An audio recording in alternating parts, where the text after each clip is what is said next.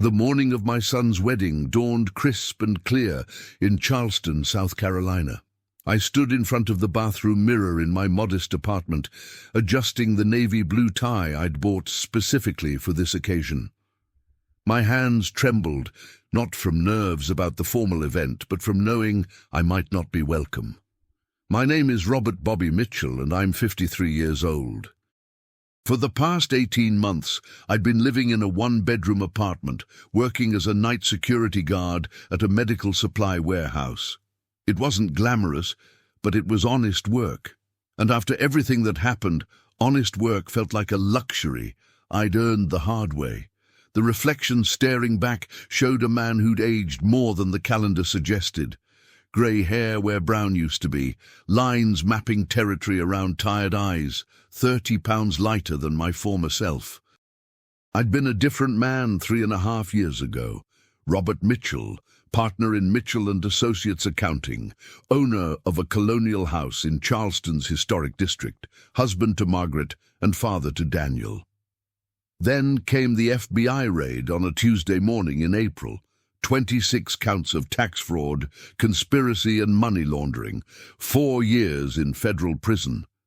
Margaret filed for divorce 6 weeks into my sentence.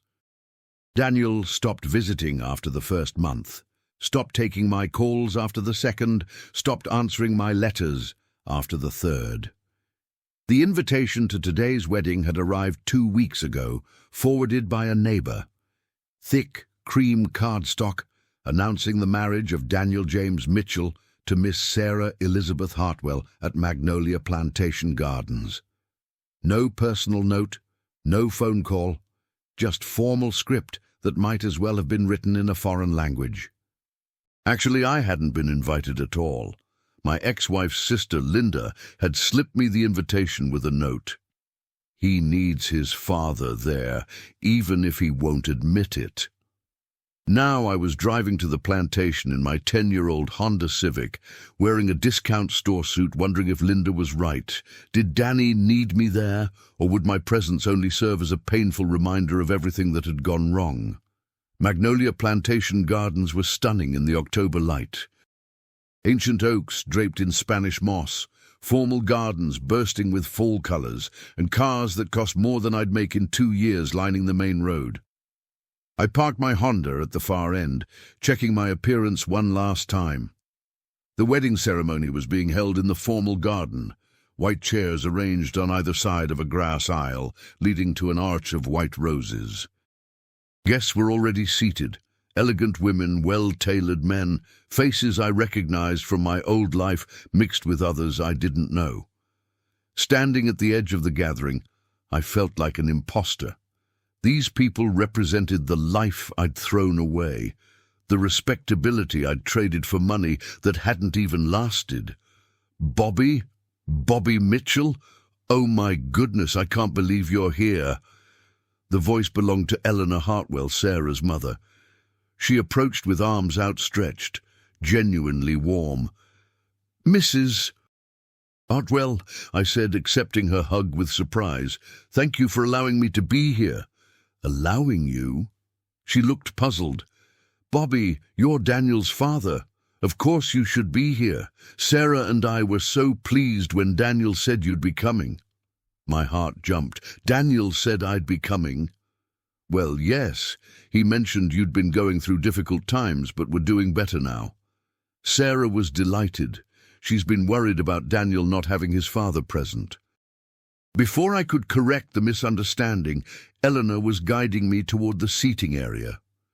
Daniel specifically asked that we save you a seat in the 3rd row with family.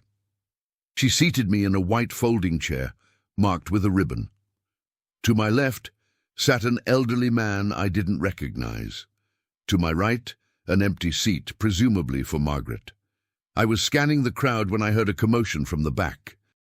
Voices rising above the gentle murmur, Sarah standing near the entrance in her wedding dress, veil thrown back, face flushed with emotion.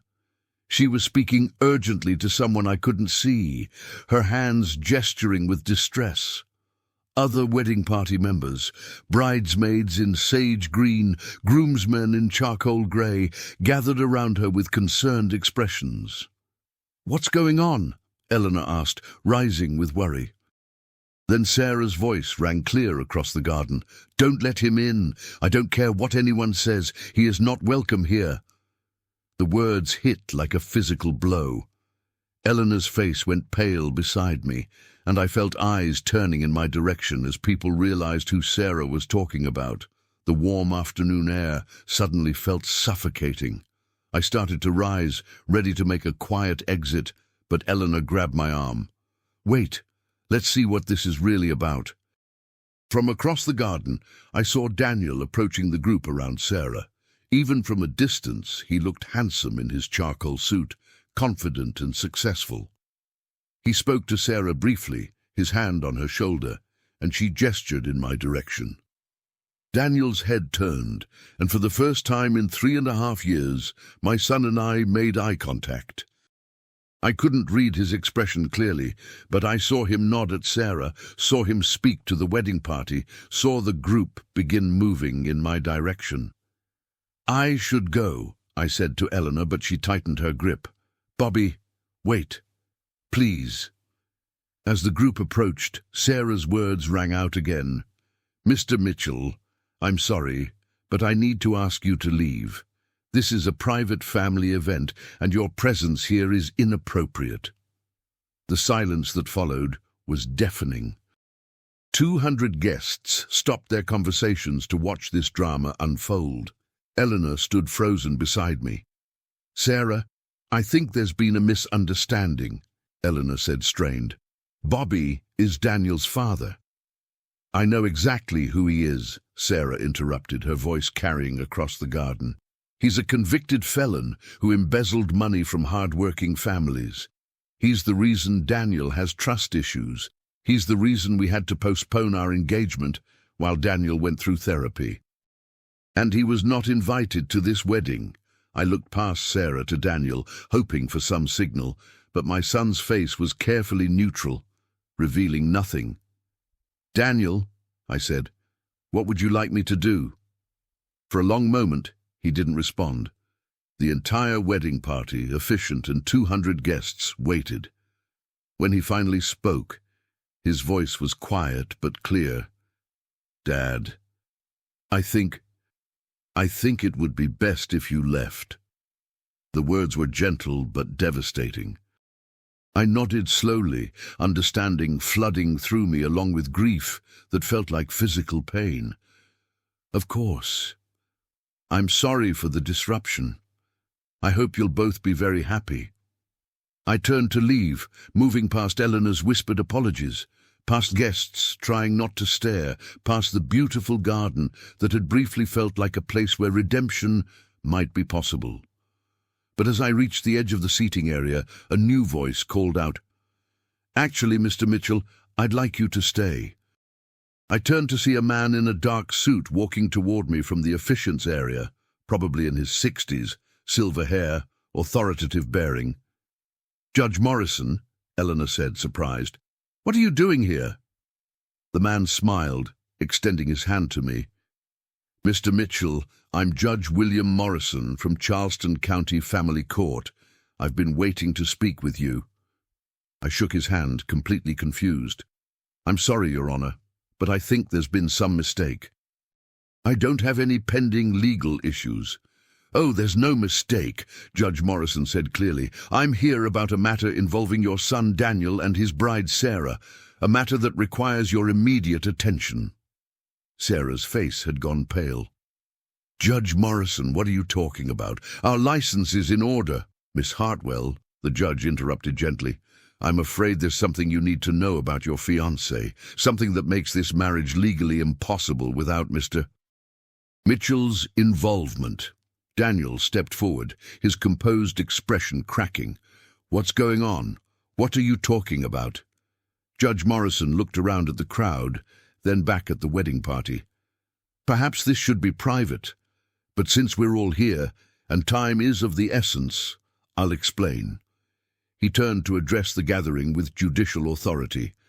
3 months ago, Daniel Mitchell came to my chambers about a legal matter involving his father's criminal conviction. Specifically, he wanted to understand if there were ways to expedite certain aspects of his father's reintegration into society. My heart stopped. Daniel had gone to a judge about me. Why? When? You see, Judge Morrison continued, Mr. Daniel Mitchell has been working quietly for the past year to establish a foundation that helps families affected by white-collar crime. A foundation providing counseling, legal aid, and financial assistance to people whose lives have been disrupted by financial crimes like his father committed. Sarah stared at Daniel with surprise, confusion, and something that might have been betrayal. But to legally establish this foundation and access certain federal grants, Daniel needed something specific, a formal reconciliation statement from his father, witnessed by an officer of the court. The pieces were coming together, but I couldn't quite believe it. Judge Morrison, I said slowly, are you saying Daniel has been trying to help other families like ours? More than that, Mr. Mitchell. He's been working to create a program that would prevent families like yours from falling through the cracks, but he couldn't move forward without your participation, and he couldn't ask because... The judge looked at Daniel, who was staring at the ground. Because he was afraid you'd think he was only reaching out for legal reasons, not because he actually wanted you back in his life. Complete silence. 200 guests, a bride, a groom, and one father, stood frozen while truth settled over everyone. I looked at my son, really looked at him, and saw not the confident young man I'd been admiring, but the boy who used to come to me with problems. "Danny," I said, using his childhood nickname. "Is that true?" He raised his head and looked at me directly for the first time since my release. In his eyes, I saw not anger or disappointment, but love and hurt and hope, all mixed together. "I've missed you, Dad," he said simply. "I've missed you so much, I thought I might die from it, but I was so angry and so hurt and so confused about how to let you back in without feeling like I was betraying Mom or excusing what you did." Sarah was looking between Daniel and me, her anger replaced by dawning comprehension. "So you created a foundation," I said slowly, "to help other families." "Families like ours," Daniel confirmed. "Families where someone makes a terrible mistake and everyone suffers, and nobody knows how to put the pieces back together." Judge Morrison stepped forward. "Mr. Mitchell, the reconciliation statement is simple. It doesn't excuse past actions or eliminate consequences. It acknowledges that family relationships can survive serious mistakes and that redemption is possible when people are willing to do the work." He pulled a document from his pocket. "If you're willing to sign this, Daniel's foundation can move forward. The first family they'll help will be a couple in Colombia whose 17-year-old daughter disowned her father after his tax fraud conviction." I looked at the document, then at Daniel, then at Sarah. "Sarah," I said, addressing her directly, "I don't want to force my way into your life or Daniel's.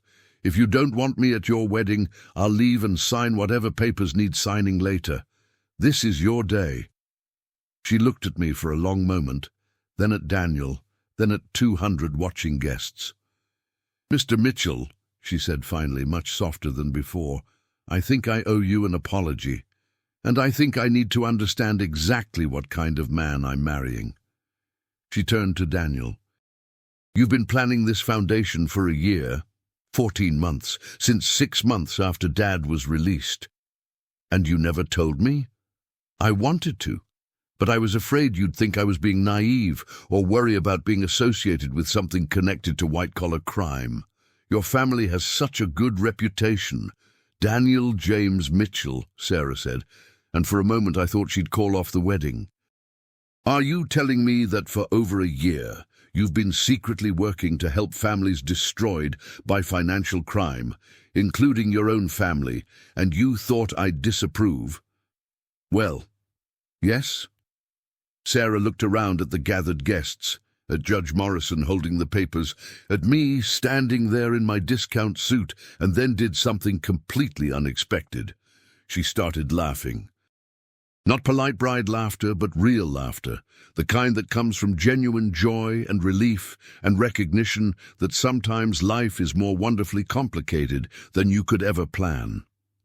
"Judge Morrison," she said, still smiling, "do you have a pen?" Judge Morrison smiled and produced an elegant silver pen. "I always come prepared for important documents, Miss Hartwell." Sarah took the pen and looked at the papers, then at me. "Mr. Mitchell, Bobby, may I call you Bobby?" I nodded, not trusting my voice. "Bobby, I need you to know something. When Daniel told me about what happened with your family, he didn't just tell me the newspaper version. He told me the real story, about how much he loved you, how devastated he was by everything, and how guilty he felt for being angry when he knew you were already punishing yourself more than any court could." She paused, looking out over the crowd, still hanging on every word. "He also told me the hardest part wasn't having a father who made mistakes. It was having a father who cared so much about providing for his family that he lost sight of what actually mattered. And he made me promise that if we ever had children, we'd teach them that integrity is worth more than any amount of money." Tears started building behind my eyes, the first I'd allowed myself in public since sentencing. "So when I saw you here today," Sarah continued, "I panicked. Not because I don't want you in our lives, but because I was afraid Daniel was letting you back in for the wrong reasons. I was afraid he was acting out of guilt instead of genuine forgiveness." She turned to Daniel. "But if you've been working on this foundation, thinking about family and forgiveness and redemption for over a year, this isn't about guilt, is it?" Daniel shook his head. "It's about love, Sarah. About believing people can change, that families can heal, and that sometimes the worst things that happen can become the foundation for doing something good." Judge Morrison cleared his throat. "If I may, the foundation Daniel has proposed would be the first of its kind in South Carolina. The federal grants could help hundreds of families over 5 years. But more than that, the research component could influence policy changes that prevent the kind of family destruction we've seen in your case." He looked around the gathering. "This young man has turned personal tragedy into potential social good.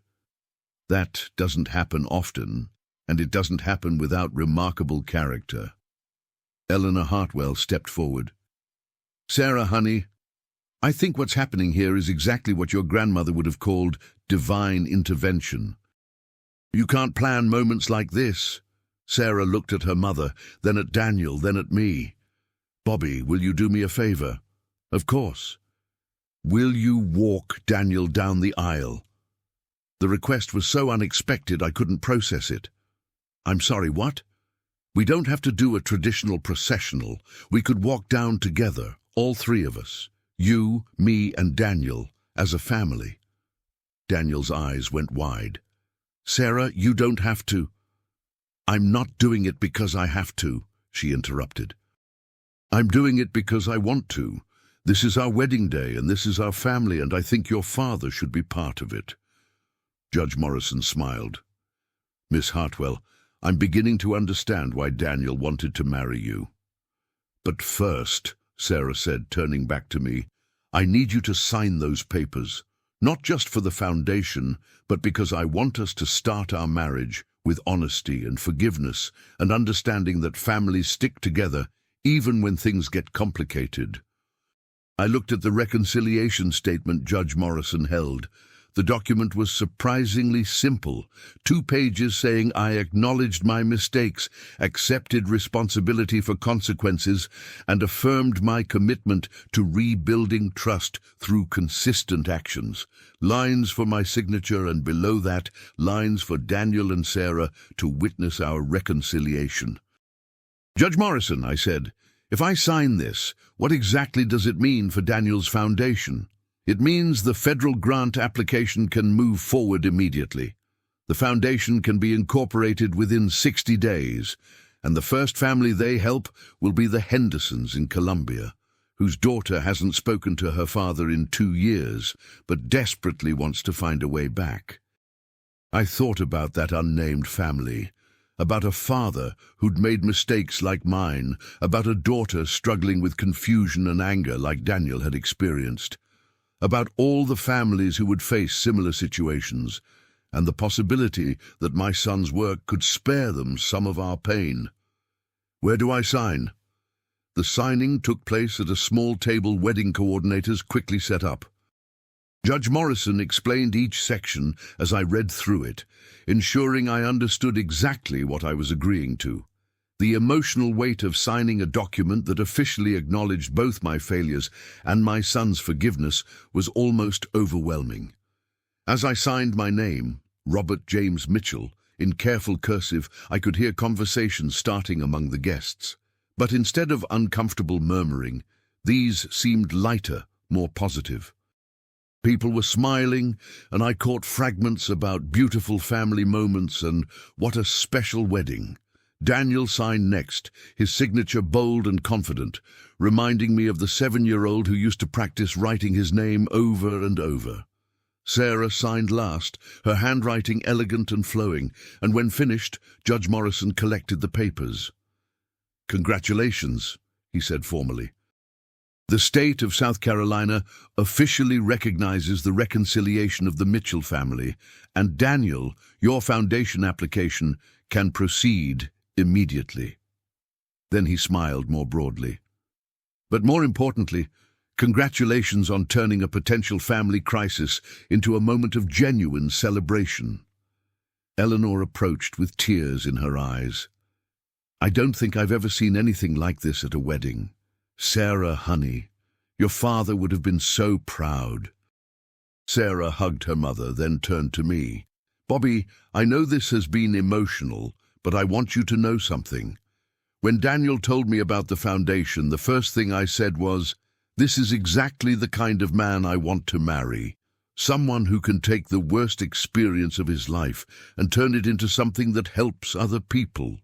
She paused, glancing at the still-watching guests.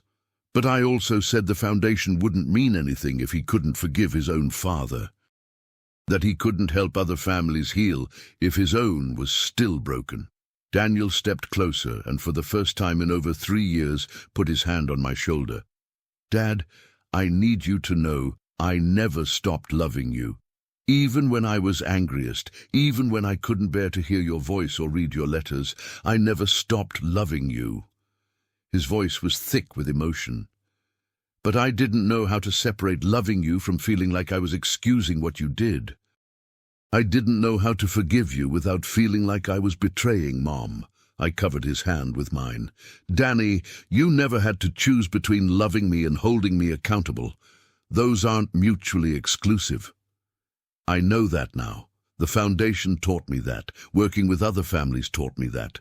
But mostly Sarah taught me that." He looked at his bride with gratitude that made my heart swell. "She helped me understand that forgiveness isn't about pretending bad things didn't happen. It's about deciding that what happens next is more important than what happened before." Judge Morrison cleared his throat gently. "If I may, I believe we have a wedding ceremony to complete. Miss Hartwell, you mentioned something about a processional?" Sarah laughed, bright and joyful. "Oh my goodness, you're right. We have 200 guests waiting for a wedding, and we've been having family therapy in front of them." She looked around at the crowd, many smiling and some dabbing at their eyes. "Ladies and gentlemen," she called out, "I'm sorry for the delay and unexpected drama, but I think you've just witnessed something pretty special, the official reconciliation of the Mitchell family." Spontaneous applause broke out, starting with Eleanor and spreading until the entire garden was filled with celebration. "And now," Sarah continued, "if the orchestra could please play the processional music, I'd like to walk down the aisle with my 2 favorite Mitchell men." So, the string quartet beneath the Spanish moss-draped oak began Pachelbel's Canon in D, the traditional music taking on special meaning as three people prepared to walk down the aisle in a configuration no wedding planner had ever suggested. Sarah took Daniel's right arm and my left, creating a human chain that felt both natural and momentous. As we began walking slowly toward the rose-covered arch, I was acutely aware of every step, every breath, every beat of music marking this return to my son's life. The guests stood as we approached, their faces reflecting curiosity, joy, and genuine happiness at witnessing this unexpected family reunion. Many had known Daniel since childhood, had watched him grow up in the shadow of his father's scandal, and seeing us together seemed to provide their own sense of closure. Reaching the front, Sarah released our arms and turned to face us. "Before we begin the official ceremony," she said loudly enough for everyone to hear, "I want to say something to both of you." She looked first at Daniel. "Danny, you are the kindest, most forgiving, most genuinely good man I've ever known. The fact that you could experience such pain and betrayal and still choose to build something positive tells me everything about the husband and father you'll be."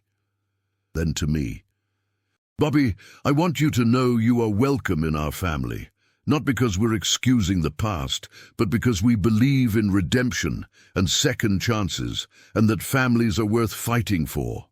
She paused, then smiled. "Plus, your son is going to need all the help he can get running a foundation, planning a career, and putting up with me." Warm laughter rippled through the crowd, breaking emotional tension and returning us to wedding joy. "Reverend Doctor." Patricia Caldwell stepped forward with a smile, suggesting she'd been officiating long enough that little could surprise her. "Dearly beloved," she began, "we are gathered to witness the marriage of Daniel and Sarah, but we're also witnessing something equally beautiful, the healing power of love and forgiveness." She looked out over the guests. "I've been performing ceremonies for 25 years, and I can honestly say I've never seen anything like what we've experienced today. But I think what we've witnessed is actually the perfect foundation for a marriage." She turned to Daniel and Sarah. "You've already demonstrated you can handle unexpected challenges with grace and wisdom. You've shown you can communicate through difficult emotions, and you've proven you understand love is not just a feeling, but a choice to forgive, to rebuild, and to create something beautiful from even the most complicated circumstances." The rest of the ceremony proceeded traditionally, but with undercurrents of joy and relief that transformed every familiar element. When Daniel and Sarah exchanged their written vows, their words carried extra weight because we'd all just witnessed their commitment to facing difficult truths with honesty and love. Daniel's vows included a promise to build our family on a foundation of trust, understanding that trust is earned through consistent actions over time, and that love means holding each other accountable for being the best versions of ourselves. Sarah's vows included commitment to embrace not just your strengths, but your struggles, not just your successes, but your setbacks, and not just your family's highlights, but its whole story, because that complete story is what makes you the man I love. When Reverend Caldwell pronounced them husband and wife, the kiss was witnessed by 200 guests who felt part of something much larger than a typical ceremony. But the moment that nearly broke my composure came during the recessional. As the newly married couple prepared to walk back down the aisle, Daniel turned to me. "Dad," he said quietly, "would you walk out with us? I know it's not traditional, but nothing about today has been traditional." So for the second time in 30 minutes, I found myself linking arms with Daniel and Sarah as we walked down a petal-strewn aisle, but this time as a family that had been officially and publicly reconciled. The reception was held in the plantation's restored antebellum mansion. Round tables covered in white linens, scattered across the main floor and surrounding terraces, each decorated with white roses and greenery echoing the garden ceremony. I found myself seated at the family table, between Eleanor Hartwell and Daniel's college roommate Marcus, whom I remembered from university visits. The placement felt both natural and surreal, as if I'd never left this world of family gatherings and celebrations, despite years of exile. During cocktail hour, I had conversations that helped me understand how much had changed in 3.5 years. Former clients approached with curiosity and sympathy, asking about my life since prison, and expressing genuine interest in Daniel's foundation work. "Bobby," said James Richardson, a small business owner whose taxes I'd prepared for 15 years, "what you did was wrong, but it doesn't erase all the good work you did for my family. You helped us navigate really difficult financial situations, and we've never forgotten that."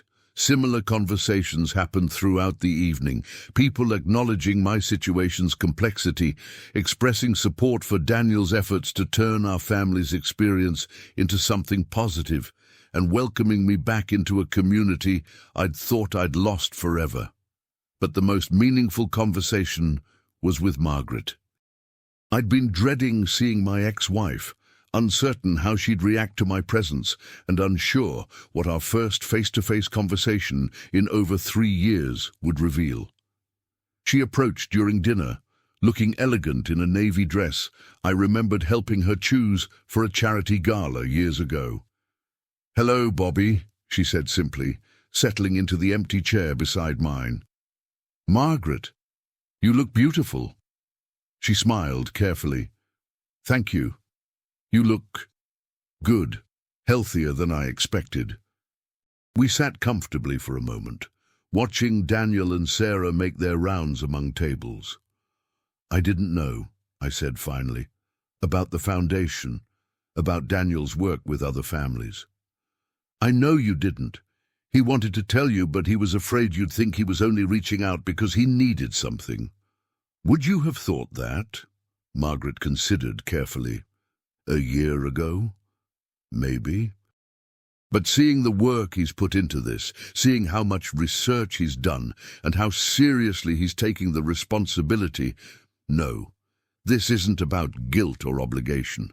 This is about our son becoming the kind of man who can take a terrible experience and transform it into something meaningful." She paused, watching Daniel laugh at something a groomsman said. "I've been seeing a therapist, Bobby, for 2 years. Working through my anger, trying to understand how to forgive without condoning, how to move forward without forgetting." "And what have you learned?" "That forgiveness is less about what you did and more about what I needed to do for my own peace. That staying angry was hurting me more than you, and that our son needed to see his parents model healthy conflict resolution if he was going to build healthy relationships." She turned to look at me directly. "I'm not ready to be friends, Bobby. I may never be ready for that. But I'm ready to be Daniel's parents together again. I'm ready to put his needs ahead of my own feelings about what happened between us." I felt a weight I'd been carrying for years begin to lift. "Margaret, I know I can never undo the damage, but I want you to know that not a day has passed that I haven't regretted my choices, not just because of consequences for me, but because of what I put you and Daniel through." "I know," she said simply. "And I think you've paid the price for those choices. Prison, losing your career, losing your family, starting over at 53. I wouldn't wish that on anyone, even someone who hurt me as deeply as you did." We watched Daniel and Sarah cut their wedding cake, a 3-tiered confection decorated with sugar flowers matching the garden ceremony. "The foundation is a good thing," Margaret said. "It won't erase what happened, but it might prevent other families from going through what we went through, and it gives Daniel a way to honor his experience without being defined by it." "Are you going to be involved?" "Probably. Sarah asked me to consider joining the board, bringing a family member's perspective. I'm thinking about it." The idea that Margaret might work alongside Daniel on something connected to our family's experience felt like evidence of healing I'd never dared hope for. As the evening progressed, I found myself pulled into conversations about the Foundation's goals, services it would provide, and research components that could influence policy changes. Daniel had clearly thought through every aspect, from funding sources to staff structure to outcome measurements. "Dad," he said during a quiet moment when we found ourselves standing together on one of the mansion's verandas, "I want to ask you something, and I need you to be completely honest." "Of course." "Would you consider working for the Foundation, not as an accountant, obviously that's not possible given your conviction, but as a family counselor, someone who could work with parents who've made similar mistakes, help them understand how to rebuild relationships with their children?" The question caught me completely off guard. "Danny, I don't have any training in counseling or social work." "You'd get the training. The Foundation would pay for you to get certified as a family counselor, specializing in families affected by white-collar crime. About 2 years of part-time study while working in other capacities." He leaned against the veranda railing, looking out over gardens now lit with soft white lights. "The thing is, Dad, we've talked to a lot of families dealing with these issues, and the biggest gap in available services is support for the person who committed the crime. Everyone focuses on helping the victims, the spouses and children who were betrayed, but nobody talks about helping the perpetrator understand how to rebuild family relationships, how to earn back trust, how to live with guilt while still moving forward. And you think I could help with that? I think you're uniquely qualified. You've lived through it, you've done the work of rebuilding yourself, and you understand both the damage that's caused and the possibility of redemption." I considered his proposal, thinking about my current life as a night security guard, thinking about the possibility of turning my experience into something that could help other families avoid our pain.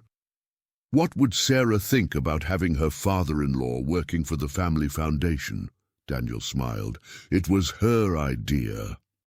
6 months later, I was sitting in a small office in downtown Charleston, across from a 45-year-old man named Tom Patterson, whose embezzlement conviction had cost him his marriage, his relationship with his teenage daughter, and his career as a real estate attorney. Tom had been referred to the Mitchell Family Foundation by his probation officer, and I was conducting my first official counseling session as a certified family recovery specialist. "I don't know why I'm here," Tom said, slumping in the chair across from my desk. "My wife has filed for divorce, my daughter won't speak to me, and my son acts like I don't exist. Some things can't be fixed." I looked at this broken man and saw myself from 2 years ago, consumed by guilt, convinced the damage was irreparable, unable to imagine a future that included redemption or hope. "Tom," I said, "I want to tell you about a wedding I attended last year." Over the next hour, I shared my story. The conviction, prison sentence, loss of family, years of silence from my son, and the unexpected moment when everything changed because Daniel had chosen to transform our family's tragedy into something that could help others. "The point," I concluded, "isn't that every family story has a happy ending. The point is that families are more resilient than we give them credit for, and that redemption is possible when people are willing to do the hard work of rebuilding trust." Tom looked up with something that might have been hope. "How do I start?" "By understanding that earning back trust is different from earning forgiveness. Forgiveness is something your family might choose to give you, but trust is something you have to earn through consistent actions over time." I handed him a workbook the Foundation had developed, exercises designed to help parents understand the impact of their actions on their children, strategies for rebuilding communication, and realistic timelines for relationship recovery. "The first step is writing a letter to your daughter, not asking for forgiveness, not making excuses, just acknowledging the pain you've caused and expressing your commitment to being the father she deserves. And what if she doesn't respond? Then you write another letter next month and another the month after that, not pressuring her to respond, just consistently demonstrating that you're thinking about her and working to become a better person. The foundation had grown beyond even Daniel's ambitious projections. We were now working with 47 families across the southeast, had received 3 federal grants totaling $2.8 million, and had a staff of 12 people including counselors, social workers, legal advocates, and administrative support. My role had evolved as well. In addition to individual counseling with parents like Tom, I co-facilitated support groups for families affected by financial crimes, spoke at conferences about redemption and second chances, and helped develop training materials for other organizations serving similar populations. But the most rewarding part was the monthly family sessions, meetings where parents, spouses, and children affected by white-collar crime came together to work through their relationships with professional guidance. These sessions were often difficult, sometimes heartbreaking, but they consistently demonstrated the human capacity for forgiveness and healing. The work had also changed my relationship with Daniel and Sarah in ways I hadn't expected. We saw each other regularly now, not just for family dinners and holidays, but for foundation board meetings, community events, and the casual interactions that characterize normal family relationships. Daniel had kept his software engineering job, but reduced his hours to spend more time on foundation work. Sarah had left her marketing career to become the foundation's full-time development director, focusing on fundraising and community partnerships.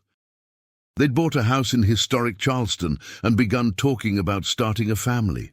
Margaret had indeed joined the foundation's board of directors, bringing perspective that balanced accountability with compassion. She'd also begun dating someone, a widowed attorney named Robert Sinclair, who understood complicated family dynamics and treated her with the respect and kindness she deserved. Our interactions were still somewhat formal, but they were friendly and focused on our shared commitment to Daniel's welfare and the Foundation's mission. We'd probably never be close friends again, but we'd successfully transitioned from being bitter ex-spouses to being co-parents and colleagues, united in a common cause. The Foundation's success had attracted national attention, leading to speaking engagements, media interviews, and invitations to consult with other organizations developing similar programs. Daniel had become a recognized expert on family recovery after financial trauma, and his work was influencing policy discussions at both state and federal levels. But for me, the most meaningful recognition came from families like the Pattersons. 3 months after our first meeting, Tom's daughter agreed to a supervised visit facilitated by one of our family counselors. 6 months later, she was spending alternate weekends at his apartment. It wasn't a complete reconciliation. Relationships damaged by betrayal require years to fully heal, but it was progress, demonstrating that even the most broken family bonds can be repaired when people are willing to do the necessary work. On a warm Saturday morning in May, almost exactly 2 years after the wedding that changed everything, I received a call from Daniel. "Dad, can you come over to the house? Sarah and I have some news we want to share with you in person." I drove to their house in downtown Charleston, a beautifully restored 1920s bungalow with a front porch overlooking a tree-lined street. Daniel and Sarah were waiting in their living room, sitting together on the couch, with expressions that could only be described as barely contained excitement.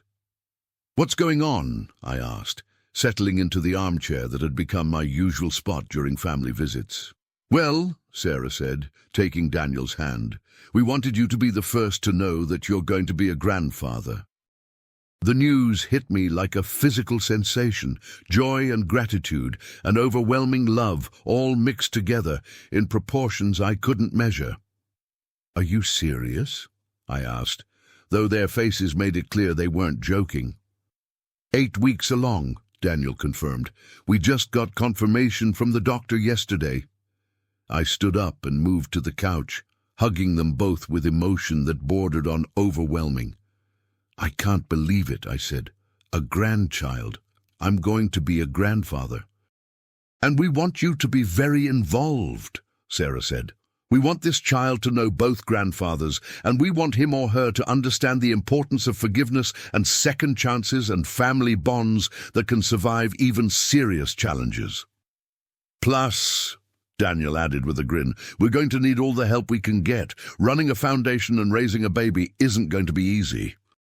We spent the next hour talking about practical considerations, due dates and doctor visits and nursery plans.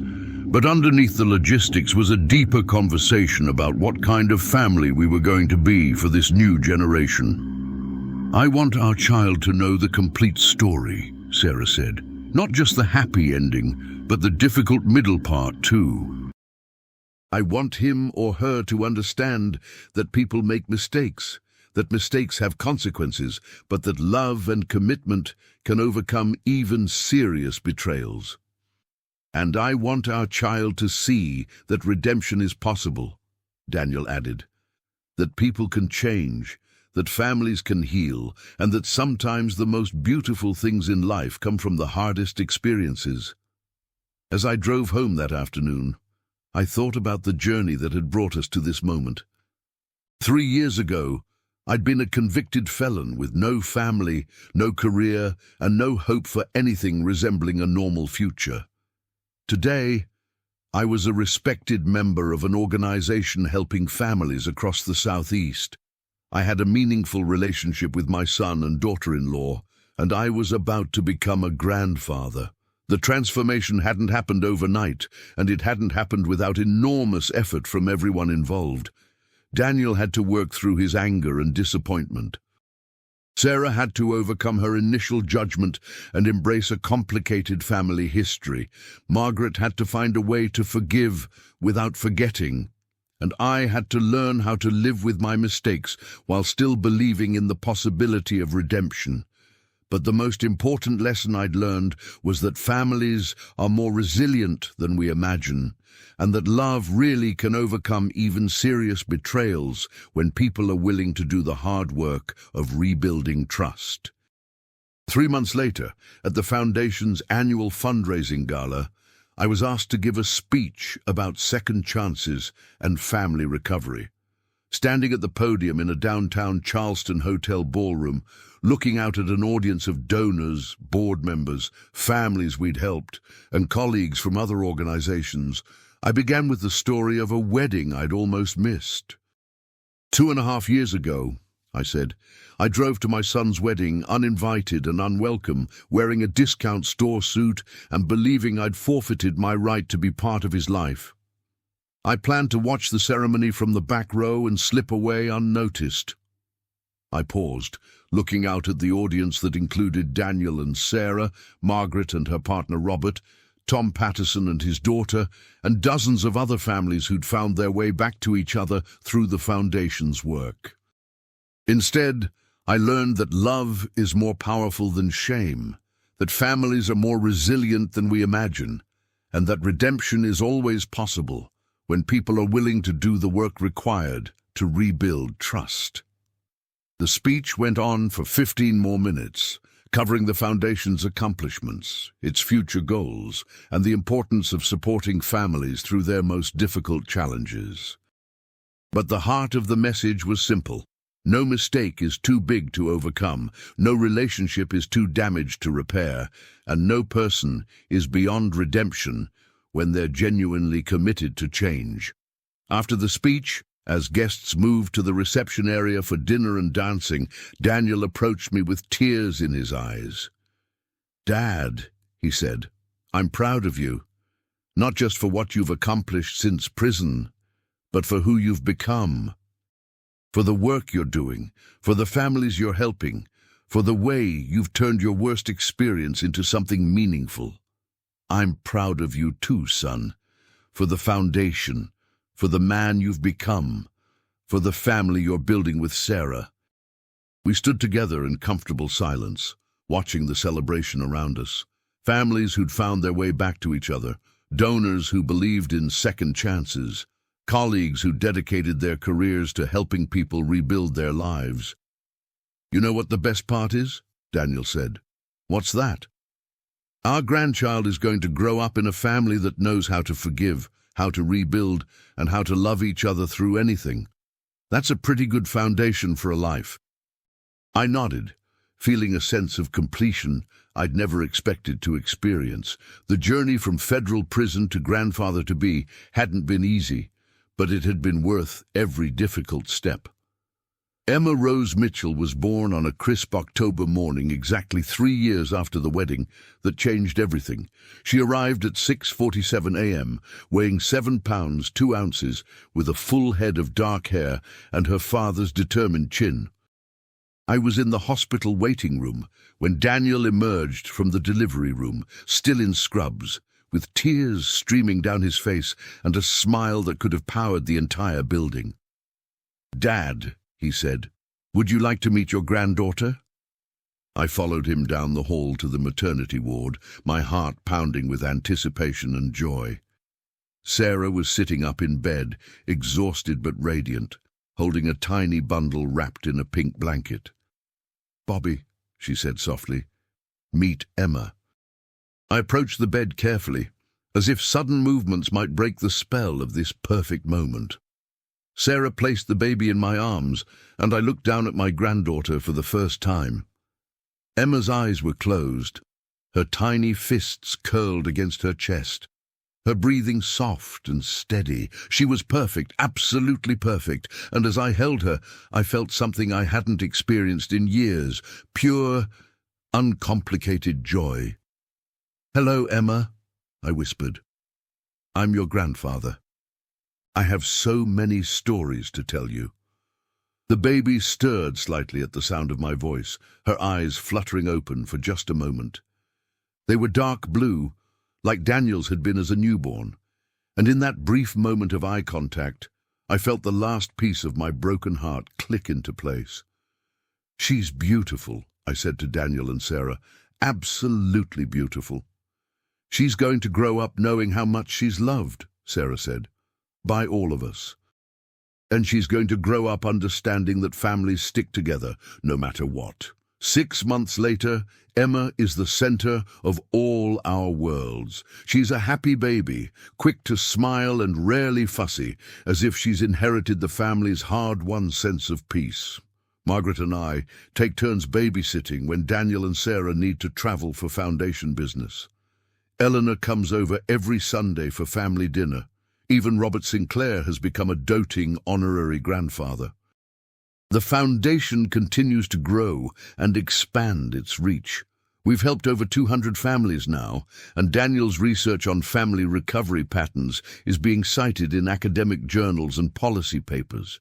Tom Patterson has become one of our volunteer coordinators, using his legal background to help other families navigate the complex intersection of criminal justice and family relationships. Margaret and Robert got married last spring in a small ceremony at the plantation where Daniel and Sarah had their wedding. At Sarah's suggestion, I walked Margaret down the aisle, a gesture of closure that none of us had seen coming, but that felt exactly right. We're not romantic partners anymore, but we're family, united by our love for Daniel and Emma and our shared commitment to the work that's grown out of our own struggle. Most evenings, after my work at the foundation is done, I drive over to Daniel and Sarah's house for dinner. We eat together as a family, Emma in her high chair making more mess than actually eating, all of us laughing at her antics and marveling at how she grows and changes every day. Sometimes, after Emma is asleep and we're sitting on the front porch watching the sun set over Charleston, I think about the path that brought us here, the mistakes I made that nearly destroyed everything, the pain and separation that followed, the slow, careful work of rebuilding trust and relationships, and I think about the judge who was waiting for me inside that wedding ceremony with papers that would change our lives. Judge Morrison didn't just give me a legal document to sign. He gave me a chance to transform my worst mistakes into something meaningful, to turn my family's tragedy into a force for healing other families. The foundation now operates in 6 states, with plans to expand nationwide.